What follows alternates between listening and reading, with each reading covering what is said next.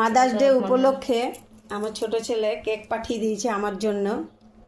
তো বাড়িতে আরেকটা মা আছে, শুধু আমি না, ওই যে ওর দিদিও মা, সেই জন্য ভাইয়ের নাম করে, মানে দাদু ভাইয়ের নাম করে ওর মাকে দেবে এই কেকটা।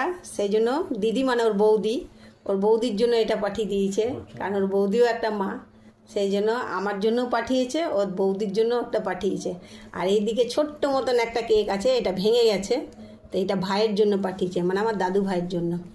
তো কেমন হয়েছে কেকগুলো অবশ্যই কমেন্ট করে জানাবে তোমরা। Happy mother's day.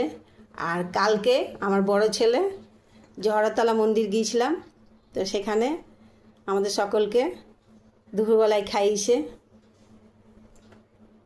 তো এই দুই ছেলের মাদার্স ডে উপলক্ষে গিফট। কালকে বড় ছেলে খাইয়েছে হোটেলে, আজকে ছোট ছেলে হায়দ্রাবাদ থেকে পাঠিয়ে দিয়েছে কেক। তো দিদিও মা বলে দিদির জন্যও পাঠিয়ে দিয়েছে। তো বললো এটা বাবুর তরফ থেকে, বাবু দিল ওর মাকে, মানে আমার ছোট ভাইয়ের জন্য, ভাইকে বলেছে।